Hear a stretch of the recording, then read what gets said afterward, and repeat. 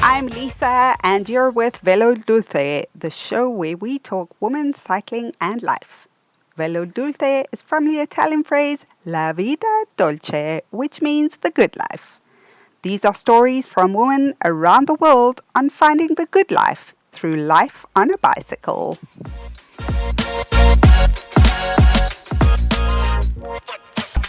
So, my guest today is Beauty Buhle Ngobese. Born in KwaZulu Natal, South Africa, Buhle, also known as Beauty, started riding 4 years ago.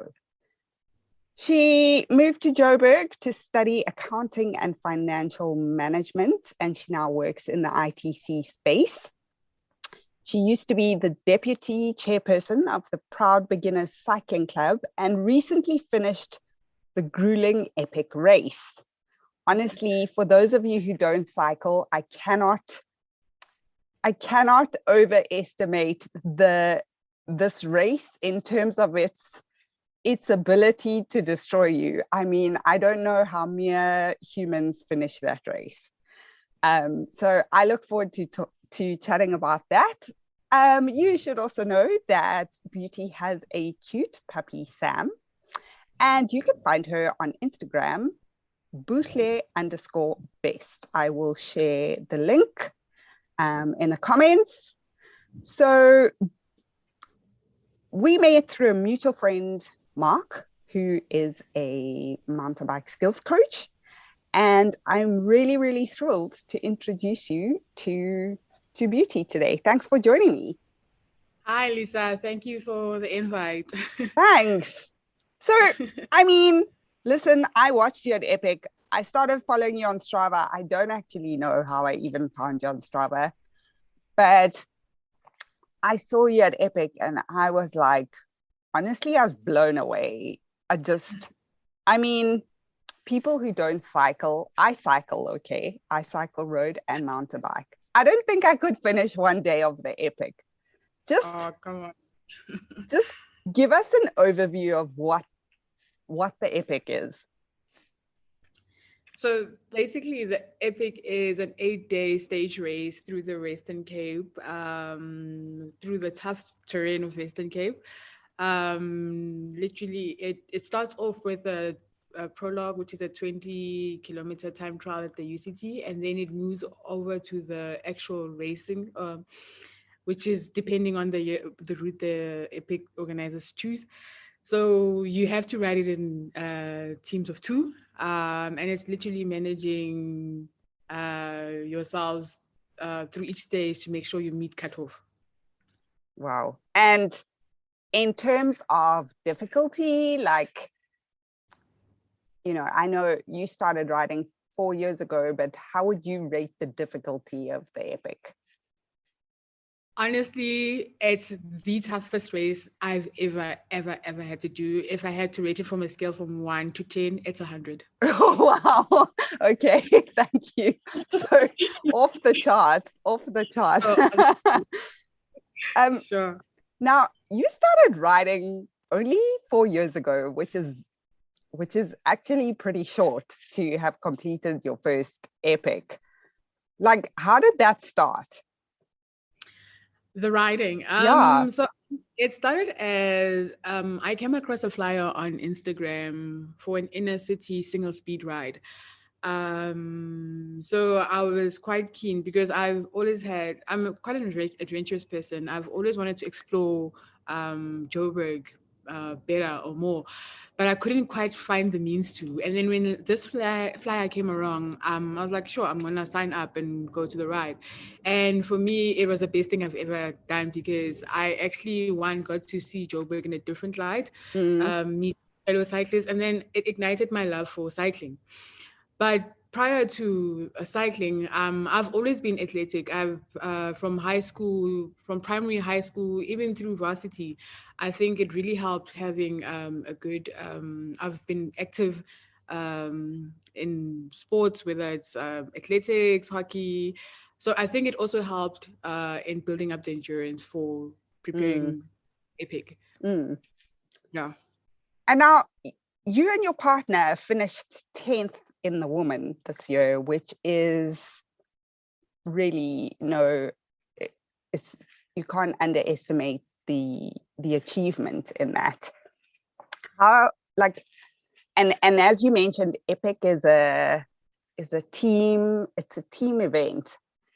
And I think when you ride with someone, you get to know them on a level that is almost deeper than marriage.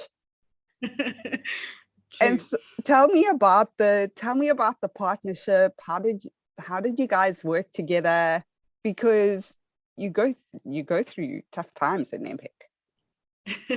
So I met Remo through Proud Beginners. She joined the club when I was already there, and we literally started riding together within the group, and we eventually started a ladies group where we got to ride with each other even more. So we had a riding history or background, which made it quite easy for us to actually align or meet up for Epic, because we both share great love for the sports, a great love for actually getting women cyclists into to the sport. So our main intention was literally, let's sign up to actually inspire women to join or take up the sport. We were fortunate enough to get a sponsorship from Stadio through Cycle to Ride. So when that entry came about, we took it with open hands, and we were not literally going into the race to outperform or to get performance. We were actually blown away when we found out that we were 10th. But our main objective was to just show ladies, listen, we are capable of doing this race. We are capable of actually excelling in the sport. And from a partnership point of view, we really gelled well because, as I said, we used to ride together and we trained together.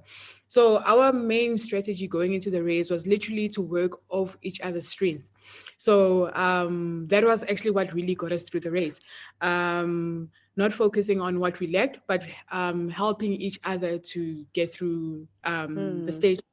So, for instance, Rem was really a good climber, especially the long climbs. So I would sit behind her wheel and she would draft us up the climb. I'm more good with descents, so I would guide the team or guide us down the descents or pace us down the descents. And we literally managed ourselves, as I said, by working through each other's strengths to actually make sure that we finish each stage. That's amazing. That's amazing. I feel like that's some pretty good life advice. Focus on what you have and not what you don't have. Yeah. Tell me about and we're going to talk women in cycling just now. Tell me about the toughest point in the race for you. Sure. I think for me, it was stage 5 actually, because we thought it was one of the toughest stages because of the climbing, but then it started raining on that day. So we had a plan or a time target, and when we were not meeting, or when we saw that we're falling short or we're behind our time schedule, for me it became more about trying to keep composed and like make sure that I didn't tell Remo like, listen, we are behind our schedule, but it was more like, okay, let's just keep moving forward. Let's just, even though certain sections of the route were not rideable, wow, because really? we had a really tough climb. Yes, so we had a really tough climb before the finish, and at that point you realize, shoot, we are going really slower than we anticipated. So it was literally more about just keeping composed and pushing us through it. We were slipping and falling and pushing our bikes.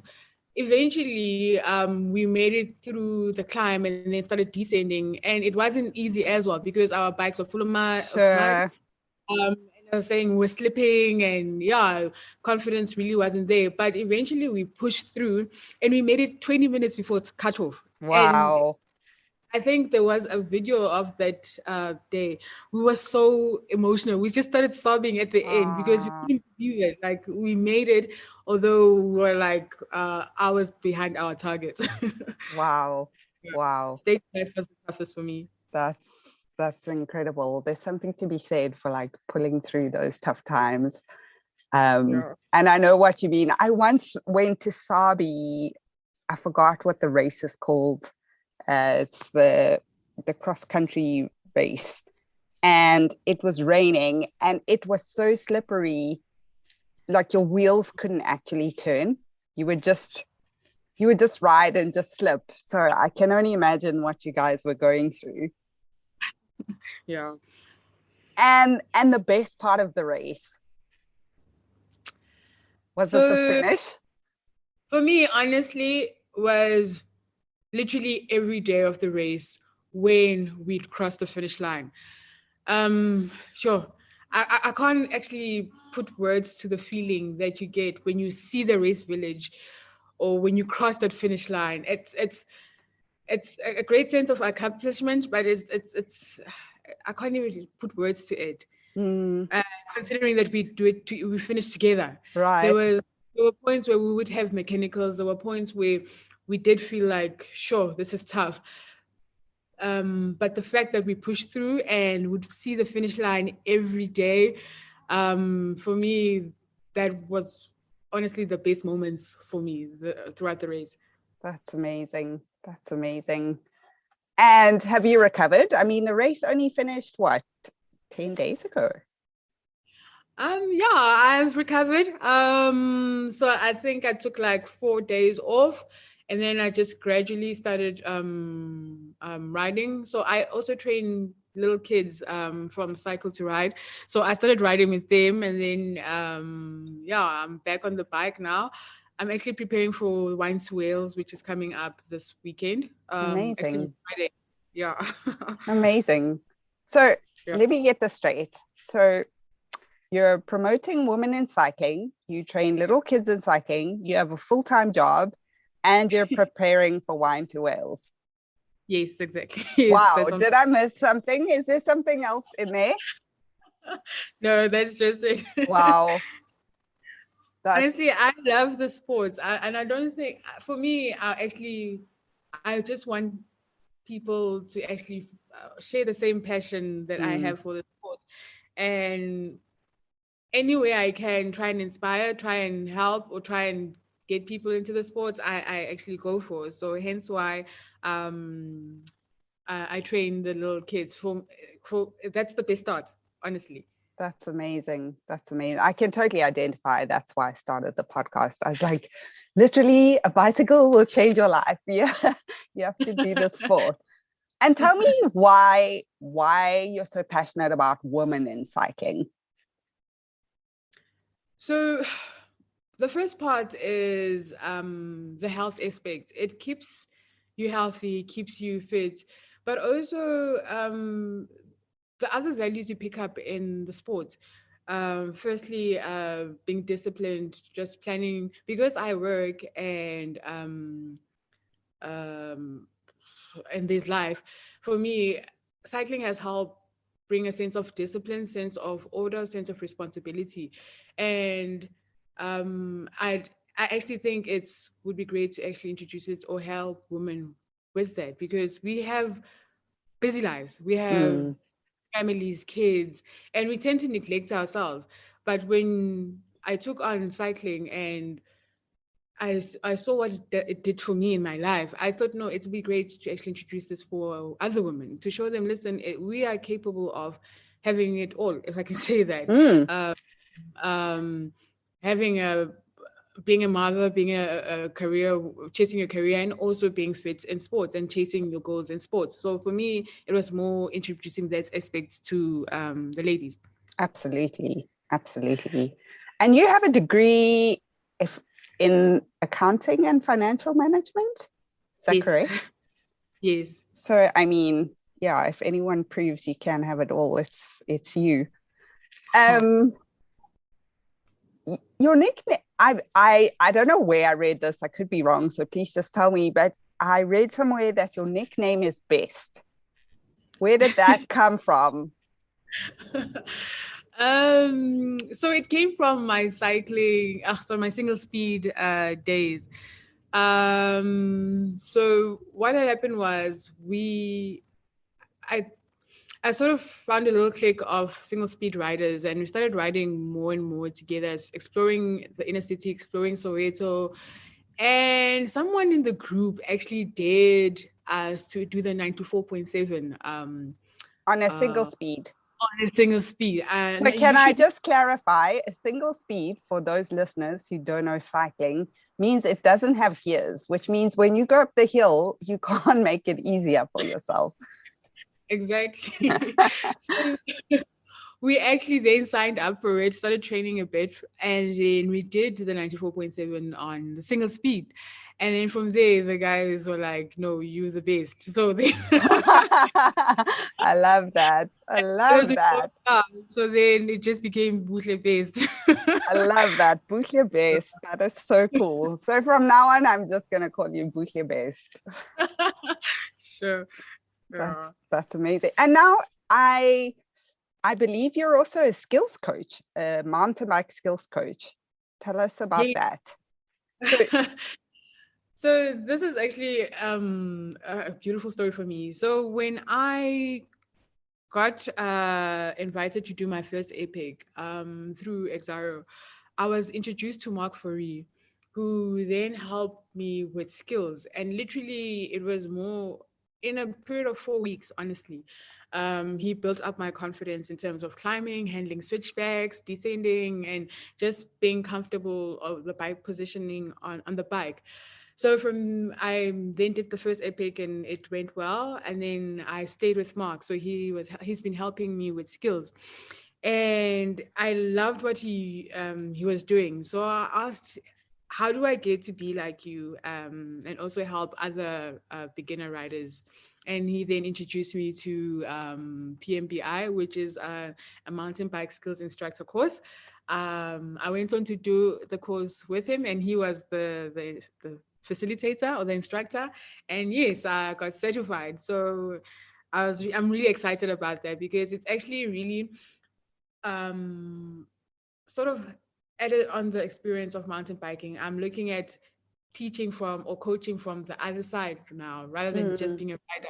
So it's actually helped in how I run skill sessions, how I interact with the ladies, especially when you're trying to help someone with a specific skill or navigate a course. Yeah, so it's added a lot for me through the cycling journey. that's amazing. I can vouch because I did a skills clinic with my mates when I was in Joburg with Mark. And I'm a roadie. Like I like the tar. I like smooth wheels.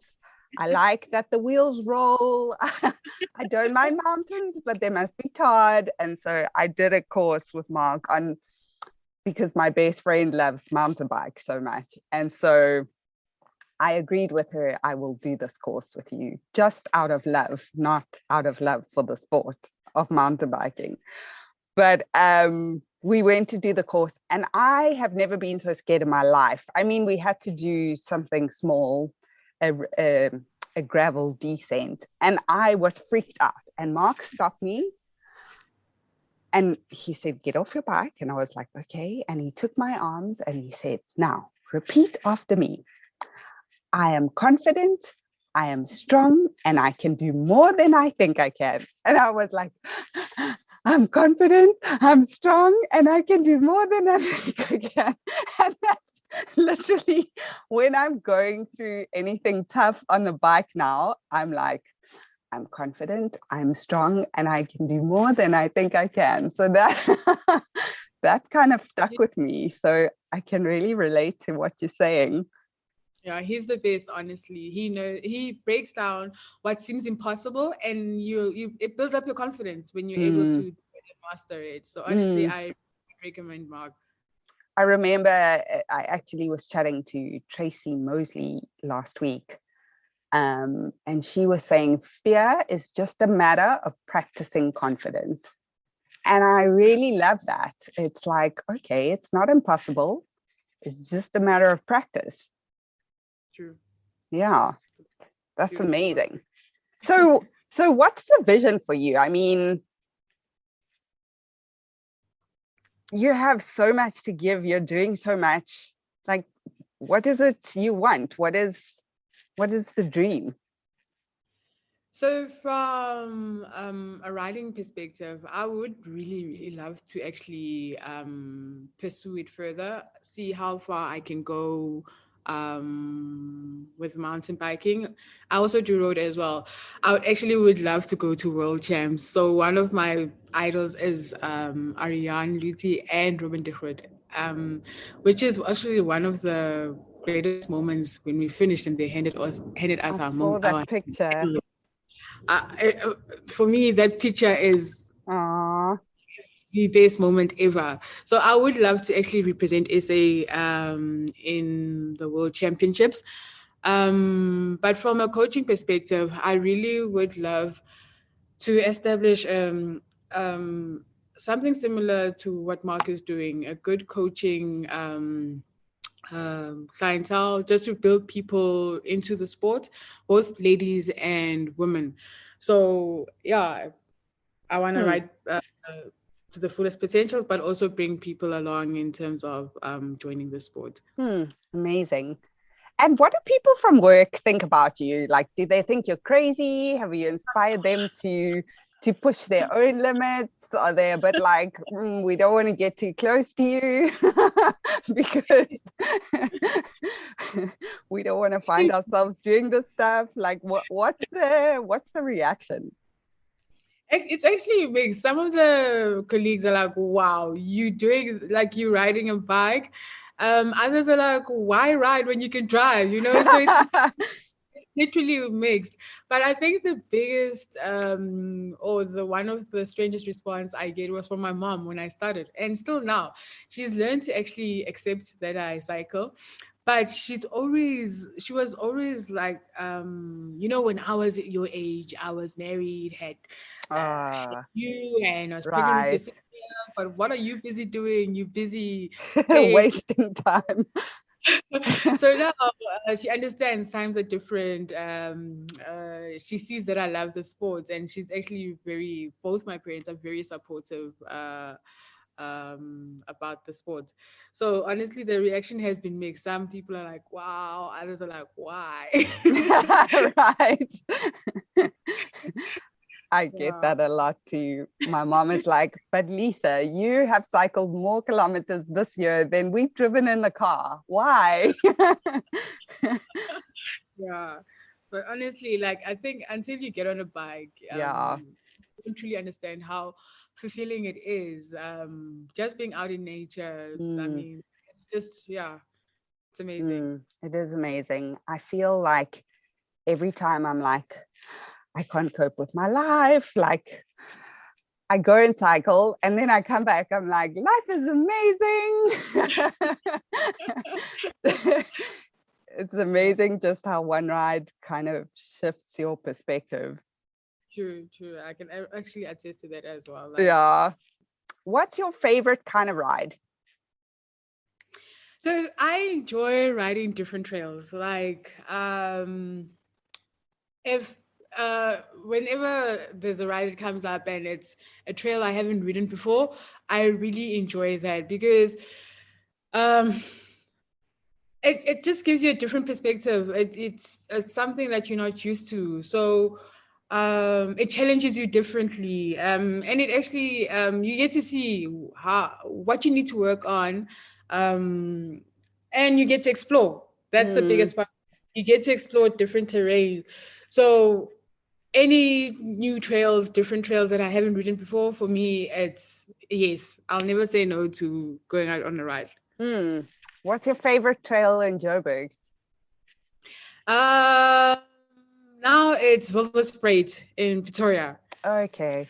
Okay. Yeah, I love the trail because it's got so many different elements to it, and it's dog friendly. So I can take my puppy. Ah. So yeah, Wilderspread is the best trail for me. You're gonna have to send me a picture of Sam so I can post it when I post this. Sure, I'll do so. um, I don't know about you, but one of the things I really, really love about cycling honestly, cycling for me has changed my life. And one of the things I really love are the people, just the friendships that you forge. And for me, the most joyful thing is like a cup of coffee after a ride. It's just with your mates, like you're all in your gear. And I know people who are not cyclists are like, what are these idiots doing? But for me, that's just like the most joyful aspect about it.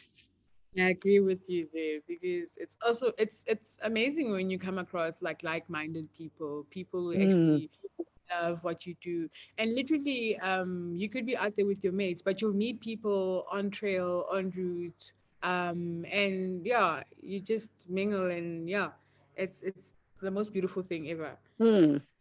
And now, if you don't want to answer this, you don't have to, because I don't want to cause any upheavals in the community. But who's your favorite person to ride with, or do you prefer solo rides? So it's a bit of both. I Not, do enjoy group I, rides, yeah.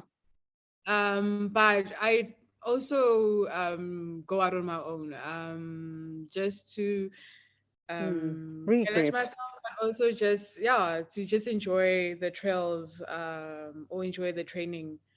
But it's a bit of both, honestly. Yeah. Love that. I love that. And what's your message to someone who wants to start but doesn't know how or where? Um, Honestly, it's just go out there, find a group to ride with, or go to the bike shop, find someone to talk to. There'll always be someone to direct you to a group to ride with. Don't shy back and think, yo, this is overwhelming, this is undoable. Just take the step, go out there. You'll always find good advice, a good guidance on who to ride with or where to go, and on how to get yourself involved in the sport. But it honestly starts with you getting up and just putting yourself out there. It's worked so many times, because when I left the single speed group, because I had to move to a different part of Joburg, that's Okay. when I came across Proud Beginners. And literally it was just putting myself out there, and then someone said, hey, there's a group here in Midrand, you can join them. So it's literally just going out there. Whether you're going to a cycle shop, into a bike park, you will always find someone willing to give you or guide you in terms of what rides are coming up, or what next events are coming up. And yeah, you can just, yeah, then get invested in the sport like that. I must say, when I moved to Spain, I was chatting to one of my friends from Joburg, Caitlin, and she said, because I didn't speak Spanish. Of course, you would move to Spain and not speak Spanish, but that's another story. But I was like, she said, well, why don't you find it? I had met a guy cycling, and we kind of tried to chat. Of course, my Spanish was very limited. And she was like, why don't you just go cycling with them? And I was like, but I'm so scared. Like, I'm scared I'm going to screw up in cycling. I'm scared I'm going to screw up in speaking Spanish. And the night before, I actually didn't sleep that much. I was so nervous. And they were so kind. I went out with them. And even though I could hardly speak the language, they were so kind. And they just bought me coffee. And that's kind of, sometimes I think cycling is the best way to change your life. Like, but you're right, you got to get up and do it. True. Yeah, I love True. that advice. And it does get overwhelming, but honestly, once you put yourself out there, you are guaranteed to find someone to assist you. You are guaranteed 100%. to find someone to guide you. 100%. Yeah, I love that. I love that. Okay, your parting note for me, or your parting your parting thoughts you want to share. Honestly, for me, it would be dream big, always chase your dreams.